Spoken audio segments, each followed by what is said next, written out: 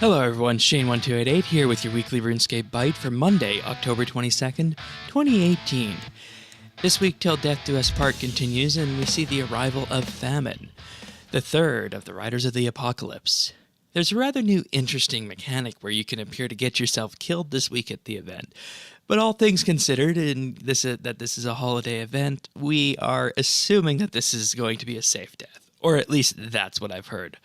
Aside from that, and the new cutscene that you're greeted with when you head on over until to do your part in Til Death Do Us part, the event continues on as normal, as it has done for the past few weeks. So head on over there and stabilize those rifts and work on your attempts to save Moya.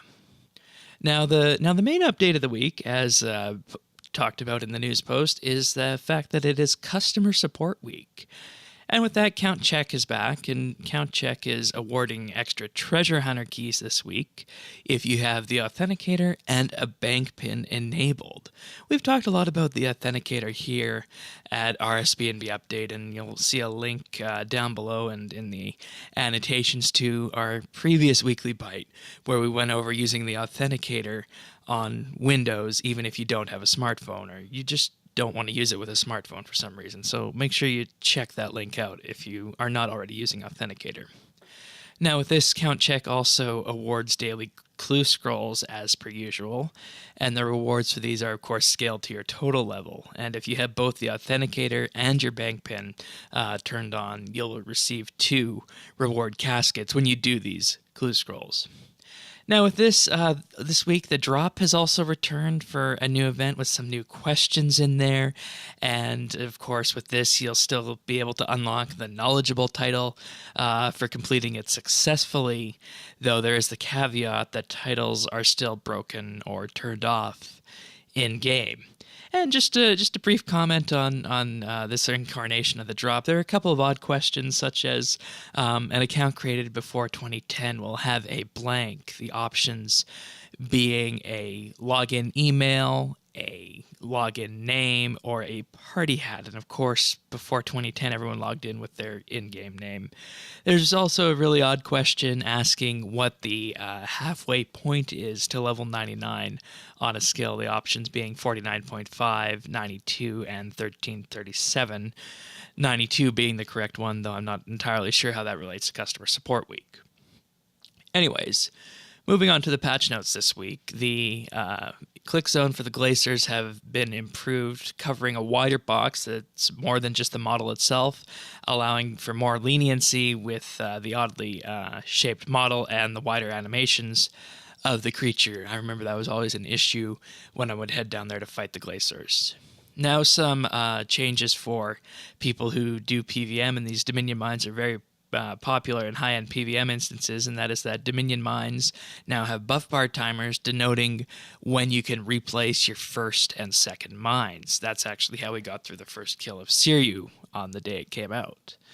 Essence pouches will now display their degradation status in the tooltip, and those strengthened with Lunar Magic may go above 100% repair, so keep that in mind. A stepping stone has been added to cross the river in Mosla Harmless, and seismic activities in the Asgardian Ice Dungeon have opened up an agility shortcut between the entrance and the Skeletal Wyvern Cavern. 72 agility will be required to traverse this. Now, this week we saw a bunch of changes to the mobile betas, and as following up from past weeks, Sirion has been on this, and here are his highlights for this week. So, first one being is that you should find swiping as responsive as before. Notice an improvement in the game detecting if you want to drag an element across the interface, such as moving items or abilities, and this is their main example of this. And the example Sirion gave me was that, yeah, this helps when dealing with items such as the Tainted Shard.